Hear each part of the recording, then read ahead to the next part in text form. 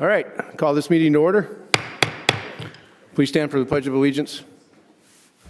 I pledge allegiance to the flag of the United States of America and to the republic for which it stands, one nation, under God, indivisible, with liberty and justice for all.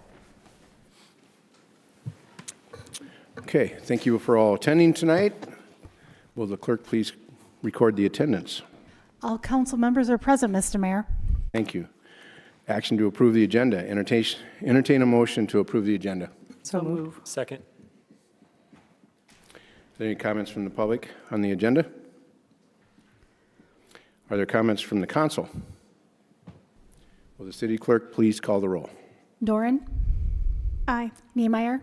Aye. Rasmussen. Aye. Specker. Aye. Tildenburn. Aye. Wendell. Aye. Avery. Aye. Okay, next thing we have is the open forum, and I will take the honor first. I have to explain myself of my attire this evening. Mayor Tim Mahoney challenged me. He's the mayor of Fargo, and challenged me to whoever the loser was got to wear their garb at the next meeting. And so I'm honoring the challenge. The Bison were victorious. My daughter and I spent time in Fargo with the team. We got an opportunity to ride with the team and enjoyed the evening fair in downtown Fargo and walked around the market and stuff. They had really nice downtown. We were treated very respectfully, and it was a great treat to go up there. It's too bad the game went the way it did, but it is what it is. So we'll move on. So is there anyone would like to speak to the council that is on a subject that's not on the agenda? Seeing none, we'll move on. Approval of the consent agenda. Are there any items to be removed from the consent agenda? Seeing none, entertain a motion to approve the consent agenda. So moved. Second. Moved and second. Is there any public comment on any of the items on the consent agenda? Is there any public, or does council have any questions, comments? Please call the roll. Niemeyer. Aye. Rasmussen. Aye. Specker. Aye. Tildenburn. Aye. Wendell. Aye. Avery. Aye. Doran. Aye. Okay, we have two proclamations this evening, and the first one we will do is National Disability Employment Awareness Month, and representatives from the Disability Awareness Committee could please come forward.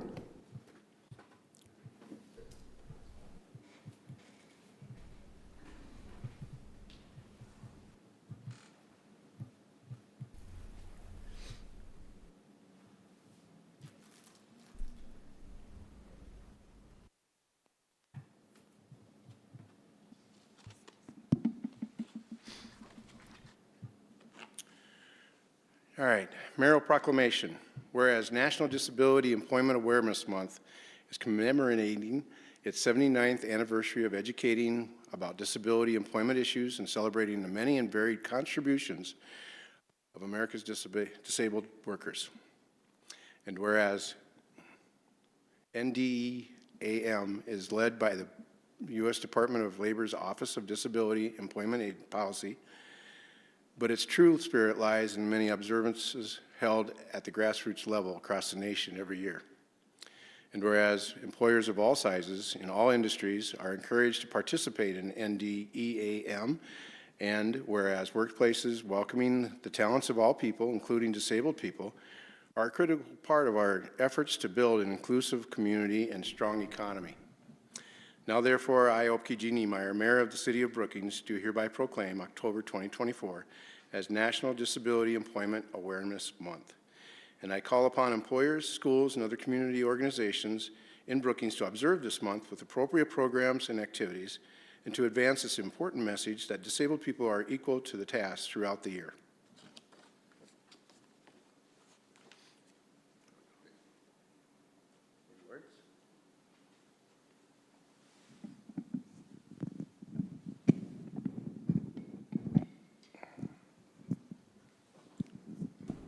Thank you, Mayor. Employment is such an important thing, and often more so to the disabled. Being part of a community is something that we all feel. It's instinctive. that we want to contribute and give back. And very often with the disabled, it's even more so. So it's very important that we consider the disabled in employment status. To kind of put about something to think about with this, put it in a different way, what would it take for you to trade places with me? I don't mean sitting up here with a chance to make a fool of yourself in front of the council. I mean change places with me. 10,000? 100,000? Million? 10 million? Actually, it would just take a split second. Something changes, a heart attack, a stroke, some other health issue, a slip and fall. Something happens at work, and all of a sudden, there you are. So when we think about doing better for employing the disabled, don't think about what that means to me. Think about what it might mean to you. And thank you for this proclamation, and I hope you'll think about that tonight when you go home. Thank you.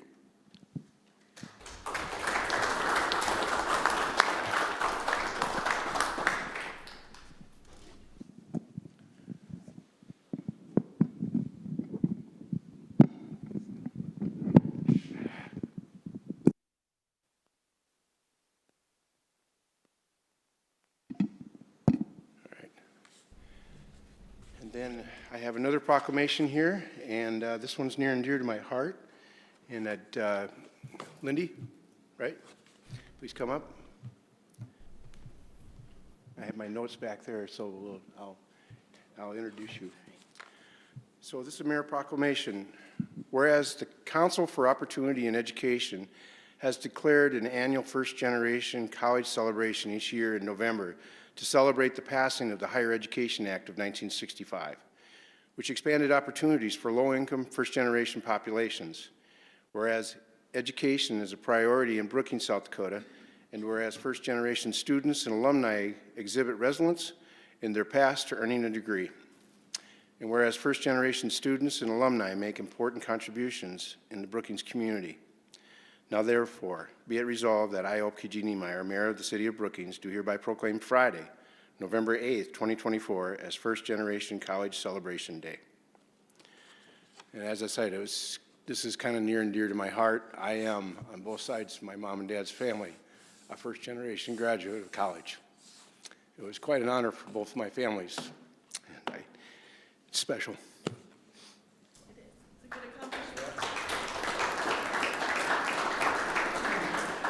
Just very briefly, wanted to say some words of appreciation in thanks of the council and Brookings helping to raise awareness about what it means to be a first-generation college student, as well as celebrating those that were first-generation college students, currently are first-generation college students, or will be in the future. We will have a first-generation college student celebration day on Thursday, November 7th, so it's one day before the official day, but knowing that that's the Friday before a three-day weekend, opted to hold it on Thursday, but we'll have a fair and celebration in the Student Union at SDSU, 11 to 12:30 on Thursday, November 7th. So all are welcome to stop by and join us. Thank you. Thank you.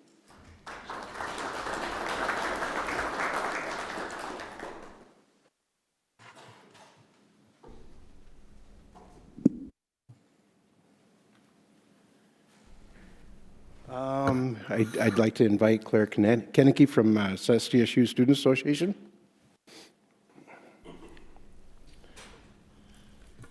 Good evening, Mayor, council members. It's been a busy few weeks on campus again. We just hit the halfway mark, so everyone's been busy with their midterms, exams, and projects, but a few things that we've been working on for Students Association is the voter registration concluded yesterday, I believe. They registered over 28 voters or switched their registration to be in Brookings County for the upcoming election on November 5th. We've got some updates on the Beta Bus app. They've chosen a app that they are going to model. The app that we are going to model ours after is one that is currently being used in Durango, Colorado. I believe that it is a similar sized town to Brookings, and they really liked the amenities that that app had. So they are going to continue working on that project. And then the last thing I have is last night our Senate voted to, and unanimously voted to oppose IM 28, the sales tax initiated measure this year. And the link to that, the resolution that we voted on, can be found on our social media link or the website, Students Association. So with that, I'll stand by for any questions. Any questions for Claire? Councilmember Specker? On the app, who's working on that? Is it like a software that Beta is going to purchase, or the university, or? Yeah. I personally have not been working on this project. It's currently being headed, I believe, by, on the Students Association end, it's been our president, so President Trinity Peterson, and then Vice President Hayden Bentz. And then it's in conjunction with, I believe, the Chamber is also adding funds for it, so it'll be funded by the Chamber and then Students Association. I'm not sure if they've decided whoever is going to create the app, but it's in very beginning steps. I'm not sure when they're planning to roll it out yet, but just kind of been gathering feedback, things like that so far. Yep. All right. Thank you, Claire. Thank you. City Council ex officio reports. Councilmember Duran has a few moments. I do. Thank you. So first, I would just like to invite the community to our next Coffee with Council. It's Friday, October 25th, so this Friday, from 10 a.m. to noon, and it's in partnership with the Multicultural Center that is downtown at 506 3rd Street at the Veritas Church. Next, so for my first report, it would be the health system. We received some updates on the strategic plan, how they're emphasizing managing up and really focusing on retention of their workforce. They're also looking at refocusing on the teach-back method for service and patient education. And we received an update on the Yorkshire Medical Building. More information about that exciting project will be coming out soon. They also talked about just the staffing at the neighborhoods of Brookview. That is always an ongoing challenge, and it's not conducive to just Brookings. That is a nationwide problem. So they're looking at attending job fairs at the university and educating students about opportunities, but that is always a job opportunity for the community to take advantage of. They are in their 2025 budget season, and flu shots are available on October 28th from 4 to 8 p.m. at the Brookings High School.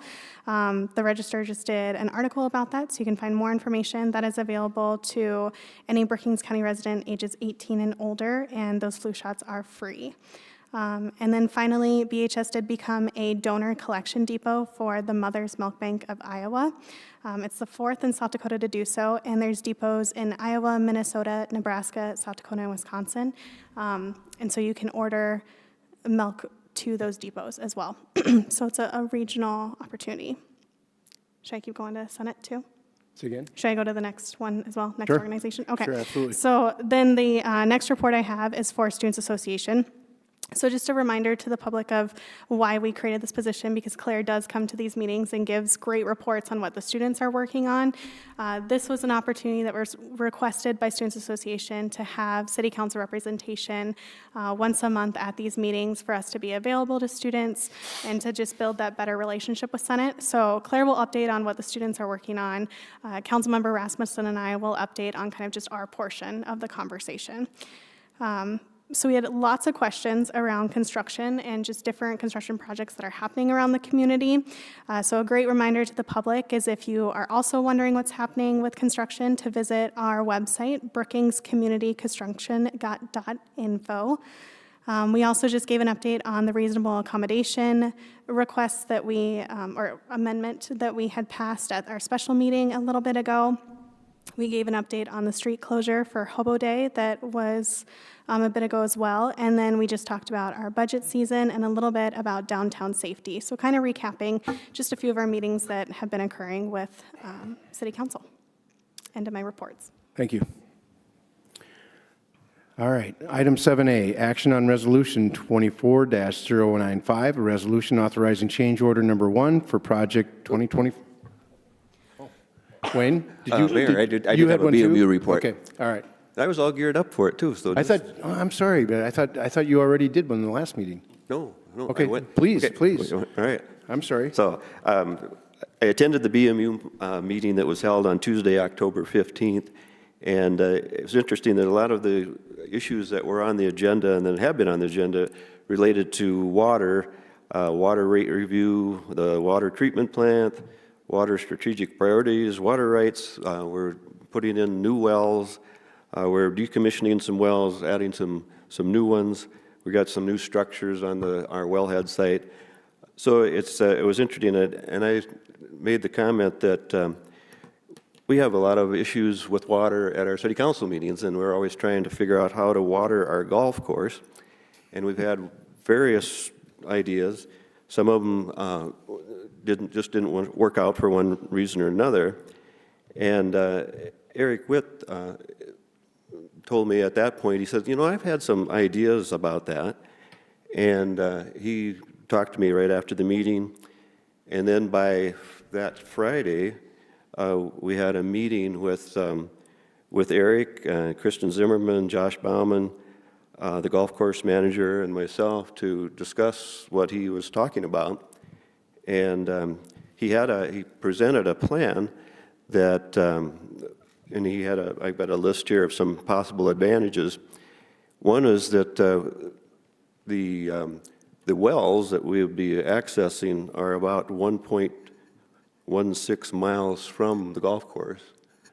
And the idea that we talked about before was using treated water that we would get from the water treatment plant. But to irrigate, we can use the raw water right out of the wells. And the drawback that you couldn't generally do that if you were just going to inject that water right into an irrigation system, but since that water goes into the ponds out there and is pumped out of the ponds, you get rid of some of that manganese and iron in that process, so it would work. We wouldn't need to own a pump. It would be existing BMU pumps would pressurize the line. Meter and control vault installation would be on BMU property, no outside entity. Route would potentially get under I-29 without boring, following an old two-track access road under the interstate. Route along bike path and golf course could be knifed in more like a rural installation than a municipal trenched bedded pipe. It has the potential to reduce installation cost. Some type of easement already exists to the bike path or along the 3M Solventum property. Raw water, and again, like I said, the pumping it into the ponds and pumping it out lets us do that without any changes. So that is seemed like a viable thought, and it still has to be reviewed by engineers. It has to be. They don't have necessarily a rate for raw water, but it did sound like really an idea that could solve a problem. So thought it was actually worth going to that meeting, so having the discussion. So, but that's. I think there's more to come on that, but it's the start of a process anyway. All right, good deal. Now, on to item 7A, action on resolution 24-095, a resolution authorizing change order number 1 for project 2024-05 STI, structure number 06-160-152, replacement project, Ostrom Excavating. Charlie Richter, our city engineer, will present this item. Good evening, council. I'm here tonight requesting approval of resolution 24095 for a change order to project 2024-05 STI, structure number 06-160-152, replacement project on Western Avenue. I promise in the future those titles will be shorter. The bridge that was replaced during this project is located on Western Avenue near the GCC plant, concrete plant, and was deemed in poor condition during its recent inspection in 2023. The bridge was recently replaced with 3 culverts that will be easier to maintain in the future. The requested change order is for removal of old concrete roadway that was discovered during excavation and the unanticipated replacement of additional asphalt roadway adjacent to the project. The change order totals $21,670.09, which equates to a 13% increase to Austrian Excavating's original contract of $166,489.94. There are sufficient appropriations in the storm drainage fund for this change order. Public Works recommends the change order for Austrian Excavating LLC be approved. All right, thank you, Charlie. Entertain a motion to approve. So moved. Is there any public comment on this item? Council have any questions or comments? Charlie, what was the original bid? Yeah, well, the original bid was the $166,489.94. Even with this 13% increase, Yeah, I was thinking, was it, I guess my question was it under budget yet? correct, it was. It was under the engineer's estimate, even with the 13% increase. All right. That was my answer that I was looking for. All right, any other questions, comments? Please call the roll. Rasmussen. Aye. Specker. Aye. Tildenburn. Aye. Wendell. Aye. Avery. Aye. Doran. Niemeyer. Aye. First readings, 8A, introduction and first reading on ordinance 24-037, the 2025 appropriation ordinance. Ashley Wrench, our financial director, will present this item. Good evening, Mayor and members of the council. This is the first reading of Ordinance 24-037, authorizing 2025 budget appropriations. This year's budget team included Jake, Sam, Assistant Finance Director Tyler Loma, and myself. The budget process is normally about 6 months long. Prior to June, the department heads entered their preliminary budgets, and during the period from June to August, the budget team meets with the departments to finalize the budget and prepare for the City Council workshops, which were held in September, focusing on operating and capital budgets as well as our consolidated fee schedule. Also in September, we brought the property tax ordinance to the council, increasing property tax by almost $205,000 from last year. That brings us to this evening for the first reading of the 2025 budget ordinance, and the next meeting will include the second reading as well as the adoption of the 10-year capital improvement plan and the consolidated fee schedule. The 2025 budget is aligned with the council's strategic objectives of sustainability, service and innovation excellence, safe, inclusive, and connected community, fiscal responsibility, and economic growth. And this budget serves as a policy tool, an operations guide, a financial plan, and a communications device. The 2025 budget shows approximately a $2.8 million increase over 2024, and this increase is primarily project-driven in the capital improvement and storm drainage funds. Another driver of this increase is tax increment revenues and expenditures, primarily in TIFs 7 and 11, located in the Prairie Hills area. Moving on to highlights of this year's budget, we have continued the practice of balanced budgeting in which projected revenues for the year are equal to projected expenditures. We are projecting sales tax growth of 7.3% over 2024's adopted budget, and this was figured by taking the 2023 actual revenues as a baseline, with 2.2% growth for 2024 and 2025 based on the Consumer Price Index and the Congressional Budget Office projections. Other notable elements to the 2025 budget include the staff additions of a master mechanic in Public Works and an associate planner in the Community Development Department. We also have implemented the OpenGov software, which has benefited the budget preparation process and will be most noticeable to the council and public as we roll out the online interactive budget book later this year. Our Community Service Division, which is an extension of the Police Department, is growing, and it has taken on the code enforcement responsibilities as well as the traditional animal control duties. We also will continue to see growth in the Activity Center membership and programming as we head into 2025. Starting with general fund revenues, we are projecting approximately $21.9 million.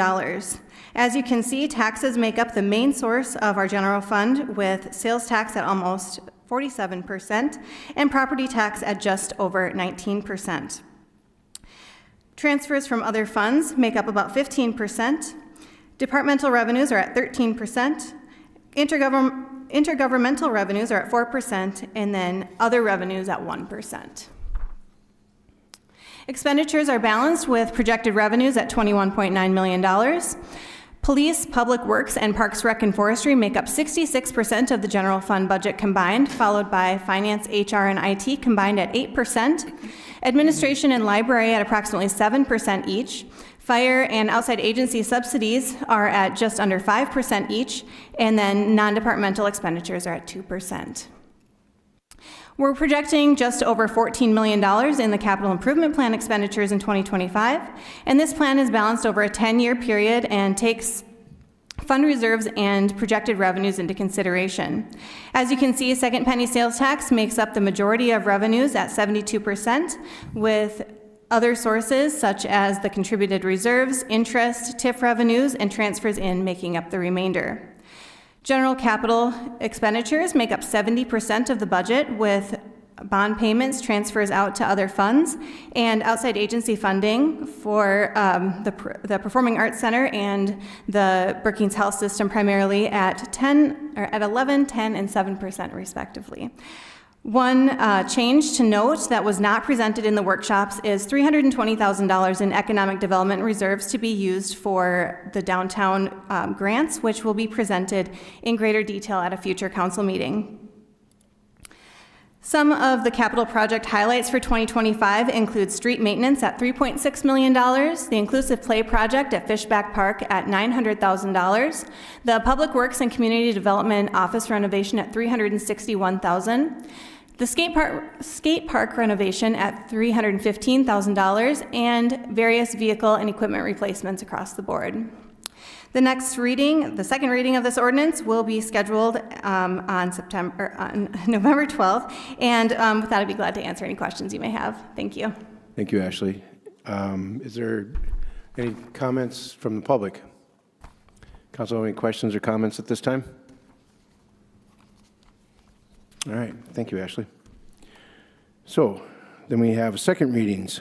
9A, second reading and action on ordinance 24-036, an ordinance authorizing budget amendment number 9 to the 2024 budget. Ashley Wrench will also present this item. Thank you, Mayor. This is the second reading of Ordinance 24-036, authorizing Amendment Number 9 to the 2024 budget. This action increases the contracting services budget in the landfill by $30,000 for additional tire recycling that is needed before the end of the year. The landfill has received more tires than normal this year, and they need to be moved off-site and recycled to stay in compliance with their permit, which limits the size of their tire pile. No changes have been made since the first reading of this ordinance, and staff recommends approval as presented. Thank you. Entertain a motion to approve. So moved. Been moved second. Is there any public comment on this item? Council have any questions, comments? I guess I got a question. What is the dynamic of why we have so many more extra tires this year than other years? John, you got any idea?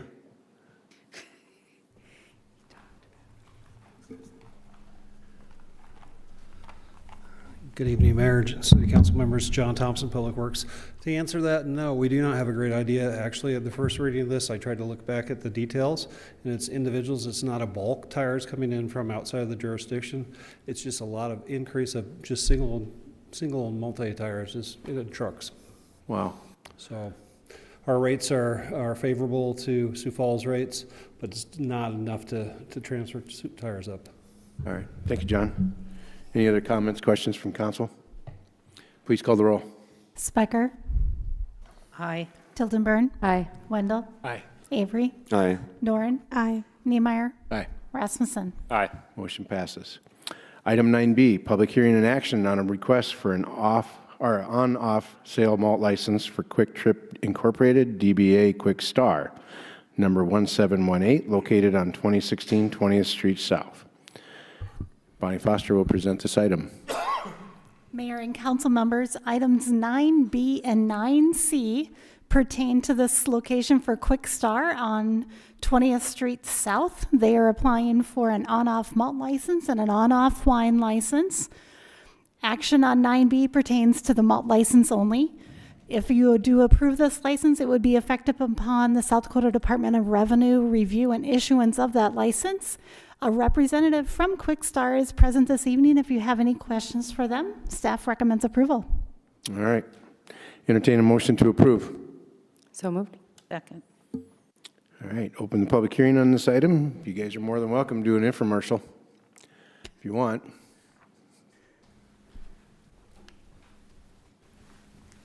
Thank you. I'm Joe Stortz. I'm the district leader for the area. I actually live in Sioux Falls. Behind me is Caleb McCloskey. Oh, there he is right here. And he's going to be actually the store leader. We appreciate you guys letting us come into your great city. And we'll be opening up December 27th. I was going to say, that building's moving right along. Yeah. Well, we just, Caleb and I and a group of us, we just opened up 12 stores since September 21st of last year of 23. So we're on a marathon. So All right. pretty awesome. But we appreciate you guys. And if you have any questions for us, I was going to say, while you're up here, questions from council, comments? Well, welcome to the community. well, thank you for having us. We appreciate it. Thank you. All right, public hearing is closed. Does council have any other questions or comments yet? Please call the roll. Tildenburn. Aye. Wendell. Aye. Avery. Aye. Doran. Aye. Niemeyer.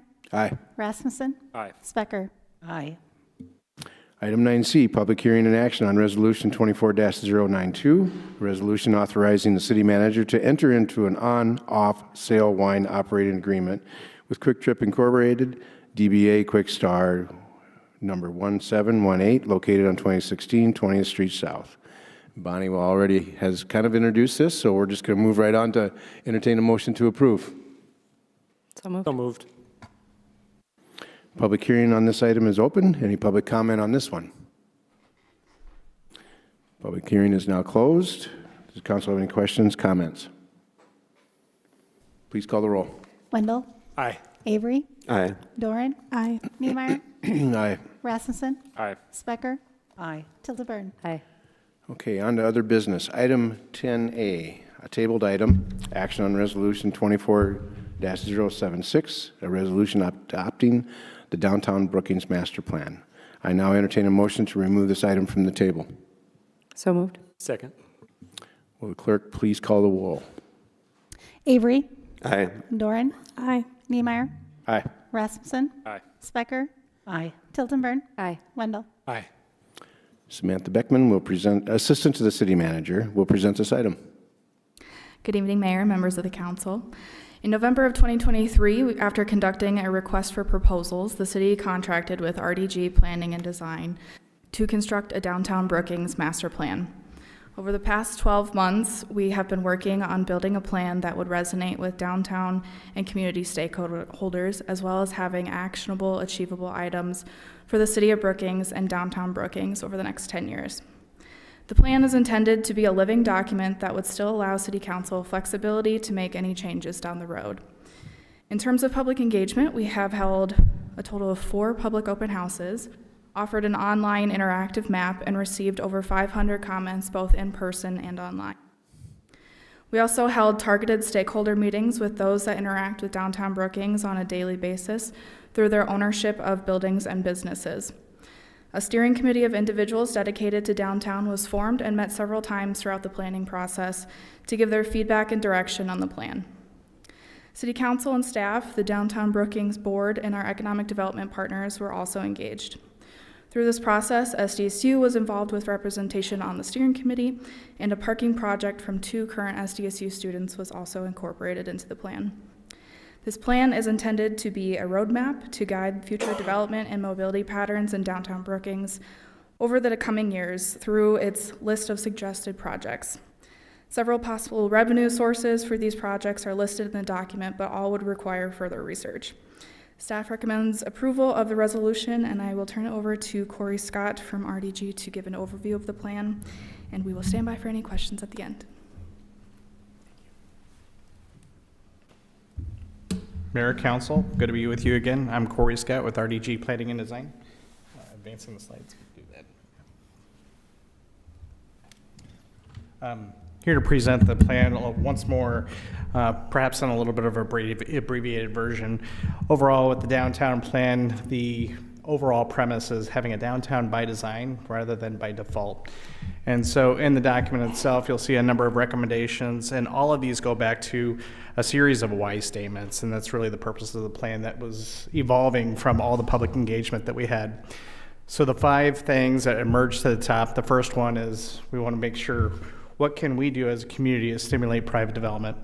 How can we establish downtown as a place to live? So thinking about residents, thinking about creating more of a neighborhood, creating a signature gathering space. So that could be more than just the street itself, but perhaps a park. Improve access and circulation. In this particular instance, we're focused a little bit more on pedestrian circulation and connectivity. And then strengthening downtown as a destination. Right now, you're seen as a Preston community for a number of other places. How can we strengthen that and make it even better? When you look at the planning document, we look at the district in about 5 different areas. We've got Main Avenue, we have the west edge, we have the east edge, we have 6th Street, and we also have the south side. Within each one of those, there's sites that are subject to change, which could be just influenced by different market forces for possible redevelopment. Actions could be either about seeing how we can have downtown by design or looking at preservation tactics. Then, of course, within each area and all together, thinking about mobility and improvements. Focusing a little bit more on Main Avenue itself, that component has got 3 major areas. So it's the buildings, the streetscape, and the alleys. So it's the vertical and it's a horizontal streetscape. So with the buildings, a number of the programs you've already moving forward with and doing some changes, so continuing doing some of those improvements, including grants for facades and things for signage. There's a number of spots along the corridor that are gaps. Seeing that the Armory building becomes a new project would be fantastic and can be a catalyst for other private development. We have the pit, we have the space near Nick's. So all of these areas in the plan are just identified as places that could be subject to change. Now looking at the horizontal component, the streetscape. The life of the street has quite a bit of age left to it, but it does have some areas that are tired. And so with that, we're identifying where we can do new plantings, maybe some alterations to some of the bump outs, including some public art, pronouncing the crosswalks a little bit more, but altogether, keeping the main structure and doing some alterations. There's some other things that we can add to it as well. Doing some projected lighting onto the sidewalk, give it a little bit more nightlife. Doing public art, again, in those corner pieces, but also making it 3-dimensional because it does get cold here, we do get snow, and so having something for people to see year-round. Perhaps having them lit. Murals are another thing that we'll talk about, but then also looking at seating. Our observation that there wasn't a whole lot of outdoor seating for some of the businesses, and so we're seeing opportunities where that can either be done on the sidewalk, it could be beyond the curb and done in parklets, or continue to remain in benches, but being able to activate some of those spaces to make downtown a little bit more lively. Now looking behind the buildings, the alleys were something that were brought up over and over as far as new opportunities for creating gathering spaces or just fun spaces of discovery. So some of the improvements lead to lighting, doing some consolidated dumpsters, and then also maybe in future iterations of improvements to the alleys, it could be even looking at materials, which other communities have done. The image on the bottom is from Rapid City. But there's a number of why statements and why some of these things are coming into the plan as far as recommendations. Listed some of them right there. In the plan, you'll see a number of renderings just to tease ideas and to develop some inspiration to possibly move some of the projects forward. On the west edge, we're looking at 3rd Avenue.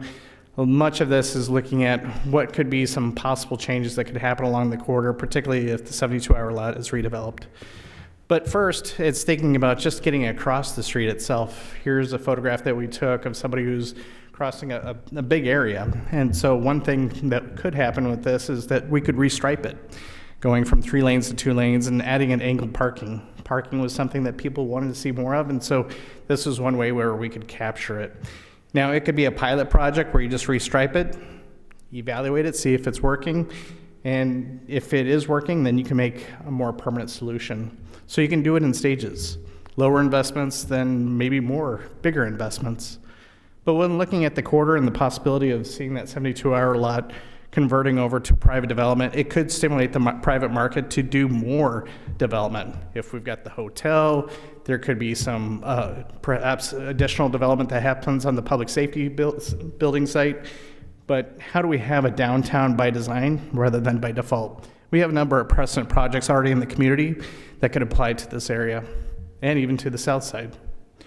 Number of renderings of some possibilities, again, teasing scale and possibilities. On the east side, we have this band of civic uses.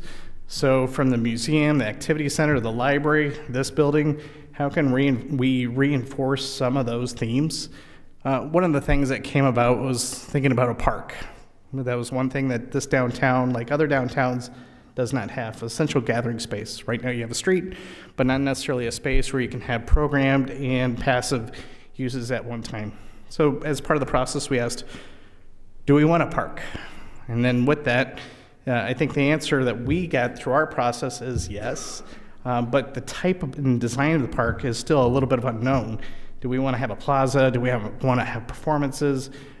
Do we want it to be a little bit more passive, have green space and shade? Those are some things that are really part of another process. First, you have to say, yes, the park is something we want to do. This is just a diagram just showing how we've gravitated to the east side and some of the reasons why we felt like this area was the most appropriate area. If a park were to happen, there's a number of scenarios. We just did these test fits to just see like what sort of programming could actually fit into a site that's maybe a half block or a quarter block. And if those weren't something that were available, even thinking about how could we possibly convert a portion of the street to create a public gathering space. And there's even options beyond these that we could consider, but nevertheless, this band of civic uses on the east side makes it subject to where it could be useful for a future public space. This diagram just showing different connections and how some of the possibilities of how a park, and at least the space that we identified, could relate to all the civic uses and even to the courthouse or the county building right there. Looking up north at the 6th Street corridor, this is really the gateway into downtown, or what people see as the gateway. One of those is looking at some advisory recommendations for the city plaza. We've done these sorts of diagrams for a number of communities in Grand Forks and in Omaha, and not Grand Forks, Detroit Lakes. When developers have seen this, they've actually taken some of the concepts and applied them to their site. So this is advisory only, and the purpose is to really improve efficiency, access, and the possibility of perhaps finding more developable ground that could face 6th Street in the downtown quarter. Again, a number of different diagrams that you'll see in the plan, just to exhibit some things that could be a little bit more than just words. Gateways and wayfinding, another critical item. This is something that we heard over and over. There can be an overall wayfinding system, and as downtown be a subset of that wayfinding, and then even have some special signage for pedestrians as they get a little bit closer. But things like art and identifying the public parking and doing murals, all things that contribute to the area. South side here, the Eponymous Brewing, where they're located, creates a precedent for what the excitement can be for this particular area of downtown. We imagine that future sites could be assembled in the future and developed in a very similar way, and showing how all that might be able to be stitched together, and seeing how some of that development might tear back into the neighborhood, but to scale it back rather than creating some challenging transitions. To tie the core of downtown and to the south side, ultimately using the streetscape as that opportunity, and perhaps taking it all the way down to 3rd Street. Patterns might be a little bit different, but nevertheless, making sure that the two feel like they're tied together. More diagrams. So when looking through the document and thinking about every one of the recommendations, they all tie back to these 5 key purposes. Again, what are some actions that this community can do to stimulate private investment? Establishing downtown as a place to live. You're seeing a lot more housing. That was a little bit of an aha moment. Creating a signature gathering space, a little bit more of an aha moment, where that's not something that we have right now, and where can we accommodate that, and what could happen in that space. Improving access and circulation, quite a bit of content in regards to how we can improve pedestrian movements, and then altogether capturing it is strengthening downtown as a destination. I would say that with the number of downtown plans that I've done, Brookings is a precedent for many communities, but you also have some other precedent communities that you can look towards, which is like Neenah, Wisconsin. That's both from an organizational side, it's a development side, and the role of what the city can do to help influence downtown. We identified 3 projects that we think could be catalysts for generating more momentum. One is the reuse of the Armory building in that hotel. Seeing that project move forward will have a catalytic effect, and that might lead to private development and other initiatives. Thinking about the 72-hour lot, if that were developed, if it was successful, it could also lead to more private development in downtown. Having a new downtown park that could serve both visitors, a place for people to take photographs as they're visiting Brookings, and also people who would consider this as their new neighborhood, a place for them to go to. There's a number of different revenue sources identified in the plan. One is a BID. In that, it's the business and property owners decide. And so it is a mechanism that has been identified, and I think about 4 previous plans. This plan recites that. It's not a new idea. But one of the advantages of it is that it empowers the local business and property owners to have a decision on what sort of improvements and programs that they can do in their downtown. So very exciting. Really appreciate everybody that came out to all of our meetings, volunteered their time to share their ideas and concerns, and I hope this plan articulates that, and we couple it with some of our own observations and thoughts for the future of the community. So thank you so much. Here for questions. Thank you. With that being said, entertain a motion to approve. Moved. Been moved and seconded. Is there any public comment on this item?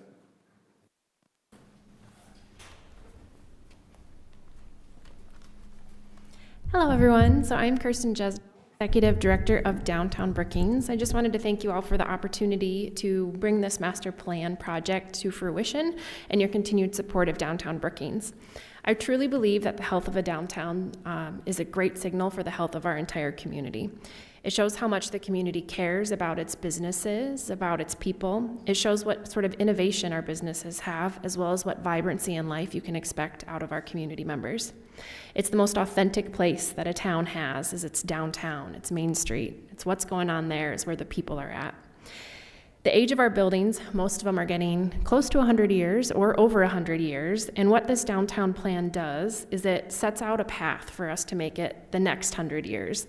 And what sort of life can we grow out of our downtown in that next 100 years? The plan really guides the future of the neighborhood, but it is truly up to us to decide what to do with the plan.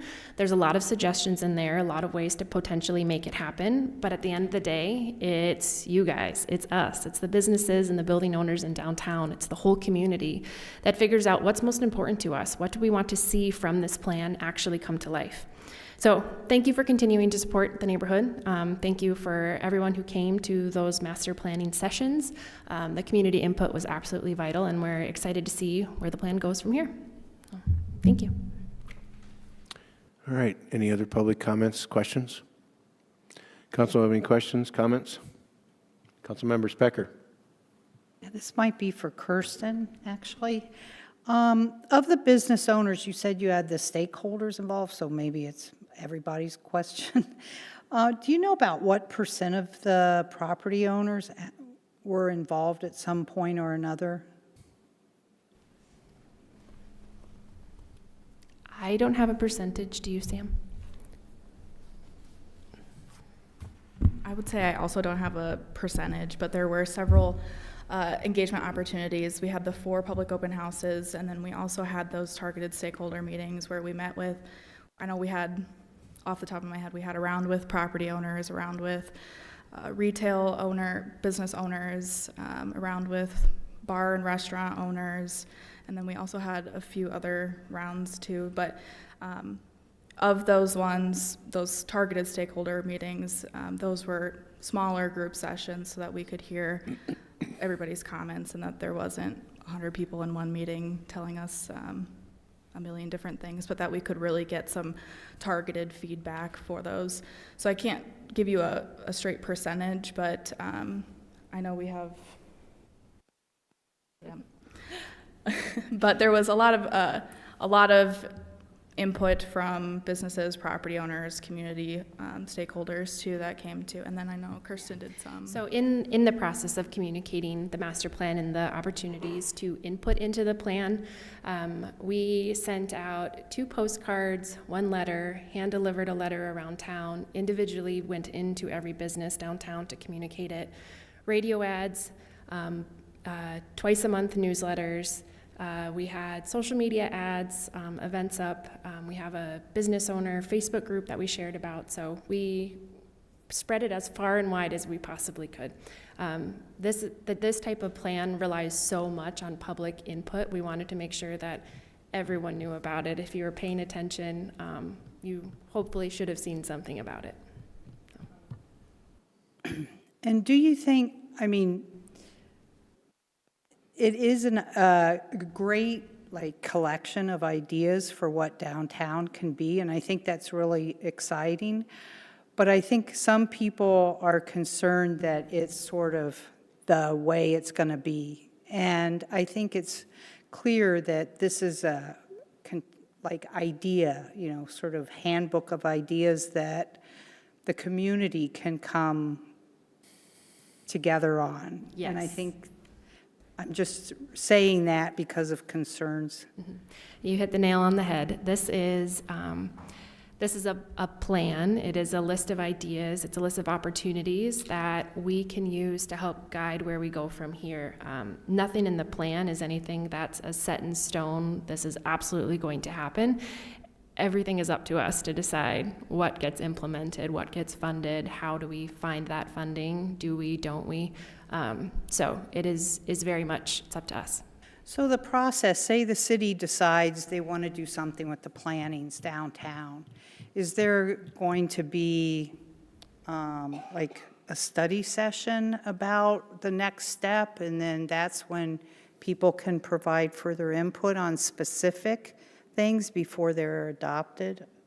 I don't know if this may be for Ope or Paul. I would say, just from my standpoint here, it would depend on what the project is first. If you're looking at redoing the plantings, that would probably be up to the Parks Department to put that into their budget as something that they would want to do as an initiative moving forward. But it does just kind of depend on which project you're talking about. I would say that a lot of the major steps that are outlined in the downtown master plan will come before city council in some form or another in the near future. For example, if we were to redesign the 72-hour lot, that'd be part of an RFP bid process, which would be part of a work session and ultimate process brought before the city council. Any other specific large changes like that would be part of an ongoing discussion with council. Anything that takes financial consideration would be a part of your budget process. And then any type of new revenue sources would, of course, be part of your process as well, which would contain public hearings and other public processes. Okay. And some of those smaller projects like murals and alley lighting, things that our Downtown Brookings organization can take on. We do have 5 different committees that represent over 40 volunteers that are on those committees that we bring all those ideas to. So it's not just one person in an office deciding. Right, yeah, no. it's a group project. And they're great. Thanks. Councilmember Avery. The people that have contacted me are mostly concerned with the bid, and I think, I'm not sure if I understand it entirely, but if we were going to have it's a business improvement district, that would get set up and it'd have to be voted on by the business, real estate owners in the area that you designate as the district, or how does that work? If we moved forward with a business improvement district, there would be quite extensive public input on that too. A business improvement district, though, would come to the city council for a vote to create the boundaries for that, but then a board would be established, probably of business and property owners within the downtown district, to decide what they would really truly want to do with those funds. I don't know if you have anything. I guess if we're going to talk more about it, can you elaborate or give us a shortened version of what a bid looks like so the public can understand what this is about? closest example is like a homeowners association. And so right now, the city will plow the street, but if the homeowners association wants to do more improvements in their neighborhood, such as having more predictability in sidewalks being cleared, having litter picked up, trash being managed by one organization rather than multiple different organizations. So I'm using a homeowners association as an illustration here. And so those property owners decide that that's something that they're in agreement that they want to have jointly maintained because there's just benefits and savings. And then also predictability that their neighbor would also have their sidewalk cleared. Similar situation here, there could be some things that are just on basic maintenance. They could be plantings, it can be sidewalk removal. It can also, depending on that board, they may want to do other special programs. And that could be events and activities. It could be more banners, more seasonal events, but that is really subject to them and what they want to do. First, they have to kind of find agreement on what do we actually want to be able to finance, but it's up to them. They have to form that, and they have to vote on whether or not they want to form. So. Okay. That helps me a little bit. We have a lot of concerns. All of us, I'm sure, have gotten some phone calls on the bid thing. There were other ways of creating revenue to do improvements down there. Can you elaborate on a couple of those? Yeah, so in the back of the document, I believe it's on page 91, for some of the private development, those are the bigger projects. Tax increment financing is a very typical tool in trying to help developers actually fill the gap to doing the development project. There's more complicated things that other communities have done, like Detroit Lakes, Minnesota, where they've been a little bit more involved in assembling property and then selling it, but that's not what we're identifying in this plan. With the philanthropy side, oftentimes we see them getting involved in something that's a little bit more civic oriented, so that's like a park, right? And so we often see where it's a philanthropy and there's fundraising and then there's city involvement. There could be some funding sources that we don't even know about or have come on the books yet, and that could be leading to energy efficiency. That could be something from a federal program, and if that was something that was available to us, well then at least in this plan we've identified that as something that when we apply for those funds, we can copy and paste the language from the document into an application. So what we've tried to do is identify what are some of the funding sources that are available now, and even speculate on what funding sources could be available in the future so we could be eligible for that. Thank you. Councilmember Specker. Yeah, I would like to thank you for expanding that section and providing more descriptions of what those different other funding sources are. So thank you. Councilmember Duren. Thank you. Excuse me. Thank you, Mayor. First, I just would like to also reiterate my appreciation for all the work that's been done on this plan.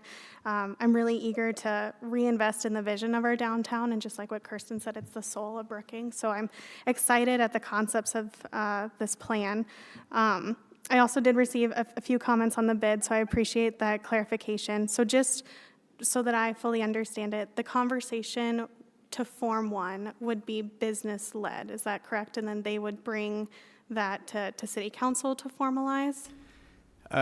Well, this is how my experience in other communities, and so like the previous planning documents that have been out there, I think there's like four other ones, including this one, it is a tool, and it is totally, usually it is subject to, let me get this right, the city is essentially continuing to reiterate that this is a tool and eligible for them to elect that they want to do, and the city can help facilitate a little bit, but it's their vote, it's their organization to determine whether or not that's something that they want to do for themselves.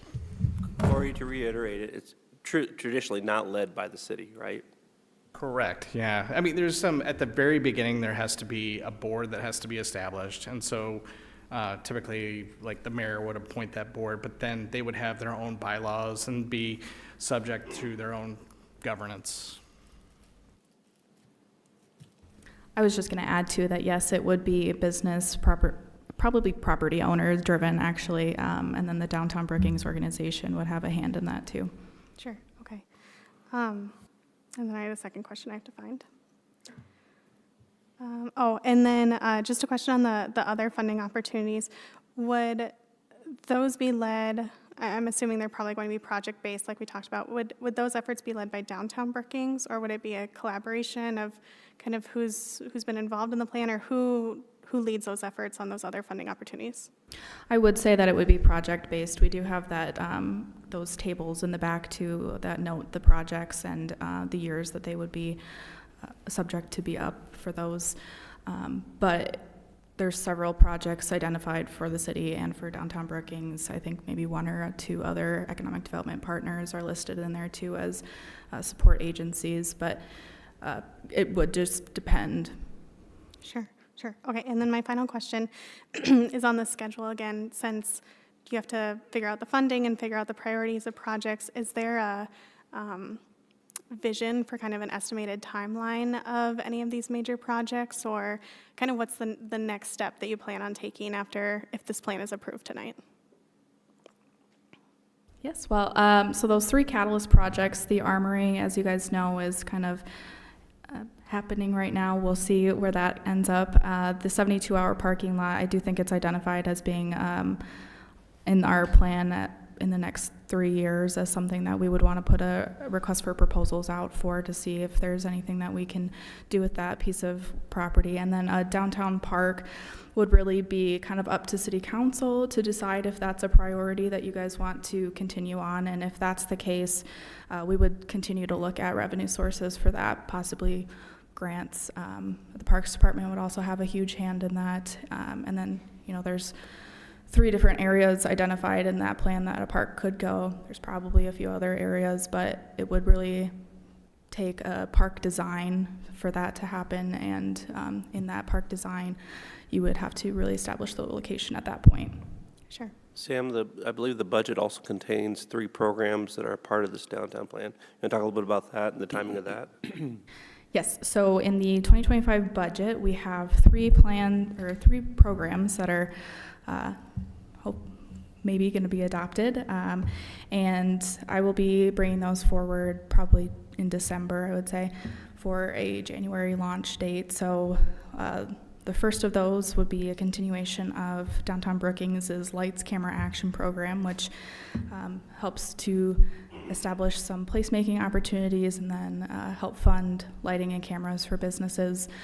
An improvement on our former Downtown Economic Development Incentive Fund, that was a facade grant, improving that grant program, and then creating a kind of combination loan grant program for interior rehabilitation of buildings too.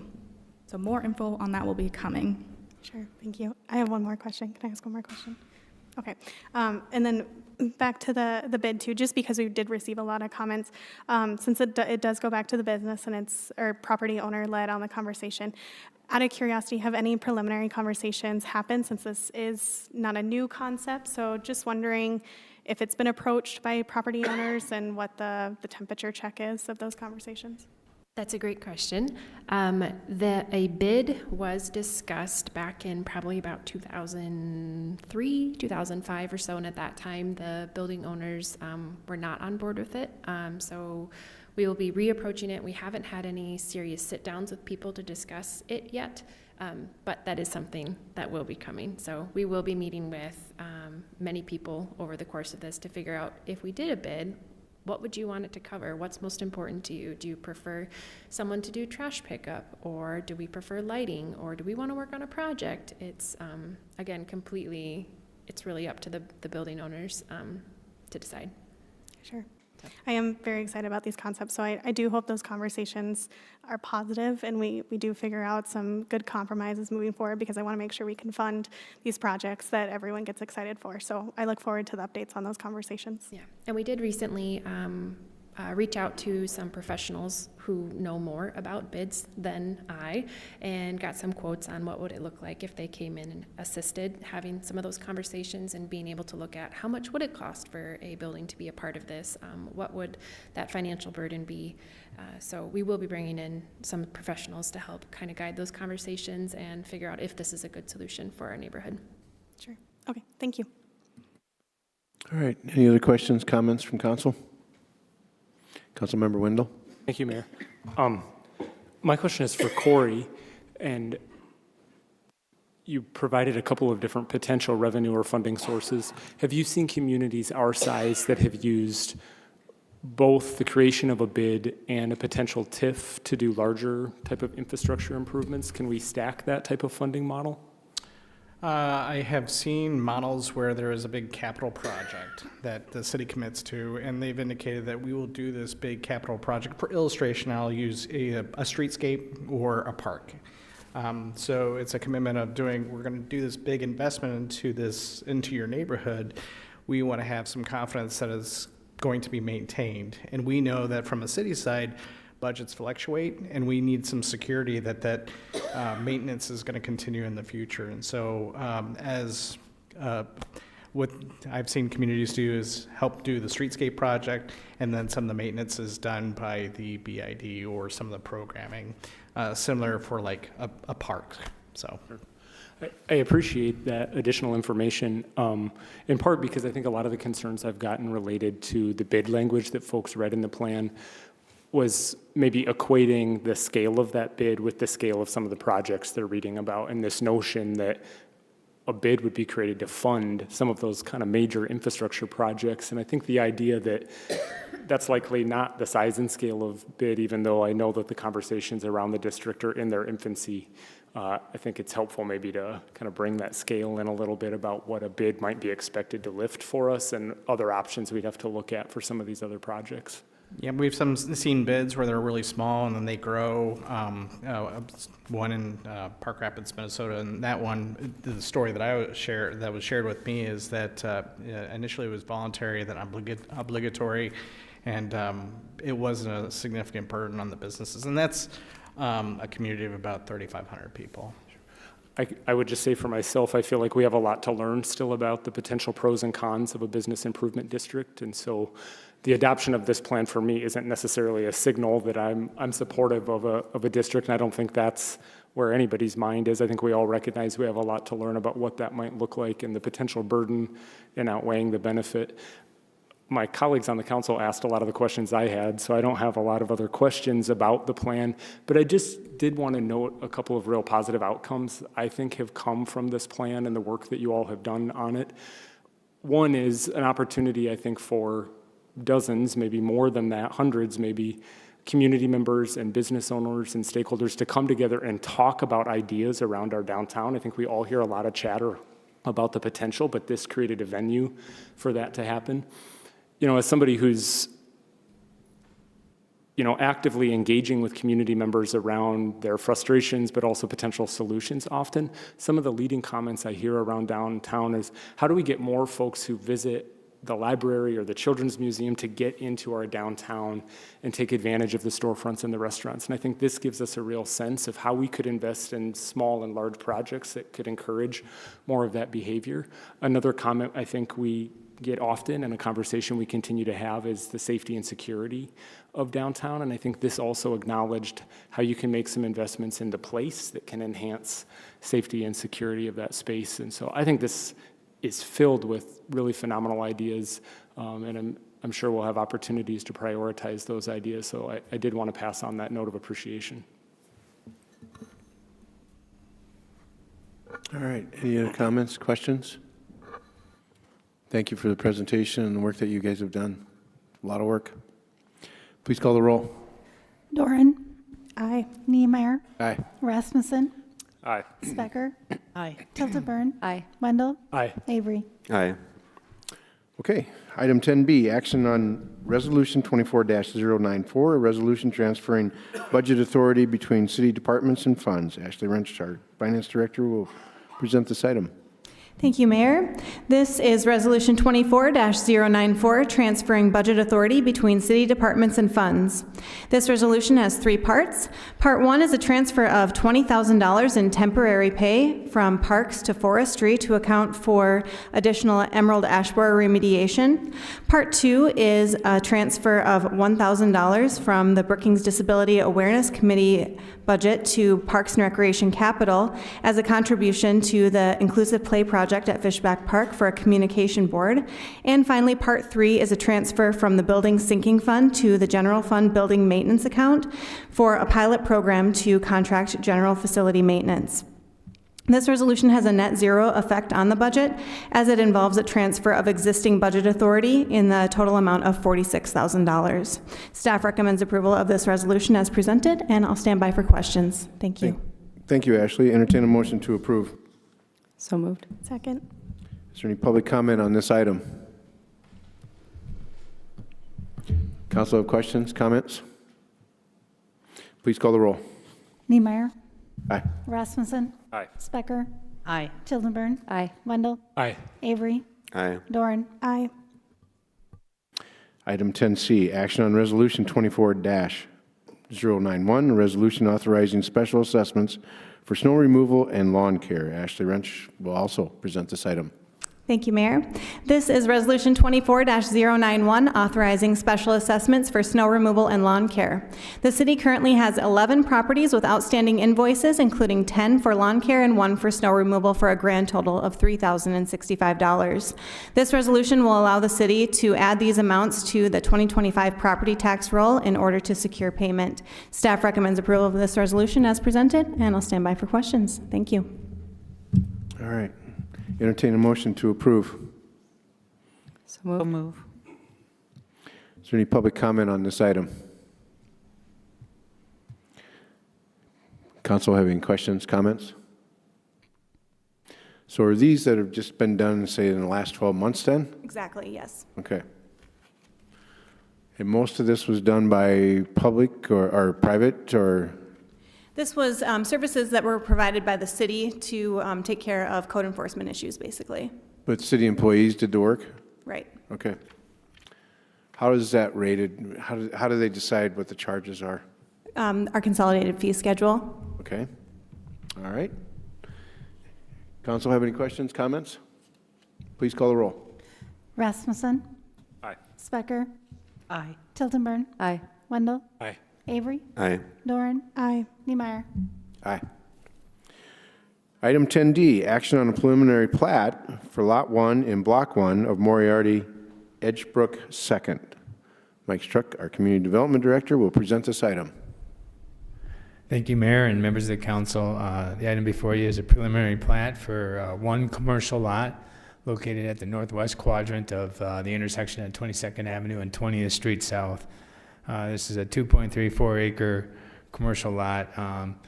They have submitted the required preliminary drainage plan. It's been reviewed by Public Works staff and approved. And it does come to you with a recommendation from the Development Review Team and a unanimous recommendation from the Planning Commission, and I'd stand for any questions that you may have. All right. Entertain a motion to approve. So moved. Is there any public comment on this item? Council have any questions, comments? All right. Please call the roll. Specker. Aye. Tildenburn. Aye. Wendell. Aye. Avery. Aye. Doran. Aye. Niemeyer. Aye. Rasmussen. Aye. Okay. Item 11, the always anticipated project or progress report from Samantha Beckman, our Assistant City Manager, will be shown today. Well, hello again. This is the October 2024 progress report. The Engineering Division of the Public Works Department has completed the University Boulevard and 22nd Avenue sewer improvements. The street maintenance and overlay project has been substantially completed and is intended to be fully wrapped up by the end of the month. And the Western Avenue bridge and culvert replacement was completed within 1 month. A parallel taxiway project is underway at the Brookings Regional Airport. This is a 2-year project that will extend runways 17 and 35. Expected completion for this project will be in the fall of 2025. And then BMU's 34th Avenue project is expected to be completed in November, and 34th Avenue is now closed from the new water treatment plant to the Highway 14 bypass right now. The Solid Waste Division is in their implementation phase of the Solid Waste Master Plan. The leachate force main design is progressing well, and staff are working with the contractor and BMU on pipeline routing and lift station designs. Groundbreaking for that project is planned for the spring of 2025. The parking lot pavement out at the landfill has been completed, and our consultants were on site to start working on the staff operational gap analysis, which would allow us to know where operations can be more efficient. We're expecting that to be completed by next spring. And the newly wrapped collection truck made its debut at the Hobo Day Parade with its recycling awareness messaging. The contractor at the landfill for the equipment building has also started on the work, and that should be completed by the end of the year. The police department had a successful Hobo Day week with patrol and community service officers out in full force. They also assisted with the game on Saturday, the Rally at the Rails event, and the parade. Main Avenue from 3rd to 5th Streets was closed this year to focus on pedestrian safety over Hobo Day. And officers conducted several DUI sobriety checks this past month aimed at curbing illegal driving while under the influence. Staff provided security at a number of community events, including the Chamber's SDSU Downtown Watch Party, SDSU hockey matches, and the Brookings High School football games and their homecoming parade. This Saturday, October 26th, the police department will be partnering with Walmart to host a DEA drug take-back site. All expired or unwanted medications will be accepted for proper disposal at that time. Chief Drake and Lieutenant Kuhn hosted a meeting for owners, managers, and employees of organizations or establishments that sell alcoholic beverages. This meeting focuses on compliance matters related to local laws and regulations governing alcohol service and public safety. The police department is also recruiting for future patrol officers and seeking candidates to join an eligibility list. The list serves as a hiring tool when openings become available. The Parks, Recreation, and Forestry Department has also been busy this month. The Activity Center is in the midst of a membership drive, so if you know anybody over the age of 55, make sure to stop by in person or check out the website to learn more information about the Activity Center. Trails have been removed at the Dakota Nature Park in preparation for replacing sections of those trails, which will be poured by the end of the year. And planning for the 2025 trail work has already begun. Tree plantings continue, and staff are about 50% complete with those this year. A few damaged trees will be replaced in the coming weeks with stronger stakes. And the Downtown Brookings Winters Farmers Market will be held at the Brookings Activity Center starting on the 3rd Thursday in November and continuing on an alternating schedule through the winter months. Irrigation and parks restrooms are in the process of being winterized. And the parks crew has been busy at the Brookings County Veterans Memorial last week removing cattails from the pond. The Friends of the Library's annual sale was last week and into last weekend, and the library also had an old manual movable wall that was removed, and a new electric movable wall is scheduled to be installed at the end of November. And lastly, the Dakota Bank Center will be hosting 14 event days in October. Highlights include the Pink Ladies Dart Tournament and staff trainings that they did. The PRCA rodeo tickets are on sale now for November 1st and 2nd. They also hosted this last month their Tough Enough to Wear Pink campaign, and staff participated in the Adopt a Highway program. And with that, I will take any questions. Thanks, Sam. Any questions for Sam on any of the presentation? I'd just like to add a little deal here. I just was able to, before the meeting, go over to the library and give the Friends of the Library Volunteer of the Month certificates. So, all right. Thank you very much, Sam. All right. Do we have any introduction to topics? I think Councilmember Specker has one. Yeah, I'd like some either later this fall or winter have Mike Struck do a study session on zoning and the difference between the planned development projects and the overlay district, commercial overlay districts. I think it would be helpful to remind the council and the public what the differences are, and then also provide like the timelines that each of those what the timeline is for the developers? And what the differences are between, just a general overview on the different zones, and then also the planned development district and the commercial overlay? Would you want to include a tutorial on TIFs also? That's almost too much at one time Well, I'm not saying that it has to all be in one evening, but on a TIF, like have a maybe, separate one on maybe the- another evening on tax increment financing. Yeah. It's always good for the public Not to the same understand. night, though. That would be a Right. little overwhelming. Absolutely. Yeah, I need a second for that. I'll second. All right. Let's just call the roll. Tildenburn. Aye. Wendell. Aye. Avery. Aye. Doran. Aye. Niemeyer. Aye. Rasmussen. Aye. Specker. Aye. Any other topics that the council wants to bring up? So we will have, our next regular meeting is on November, special meeting. We have a special meeting on October 29th. I don't think any action is going to be on that. I think we just have an executive session and there will not be any action. November 12th is our next regular meeting. We've got liquor and wine renewals, medical cannabis renewals, ex officio reports. We have a proclamation for Small Day Business Saturday. At this time, no contracts or change orders or first readings, and then we have renewals on the failed compliance alcohol licenses, and then the final vote on the budget appropriation.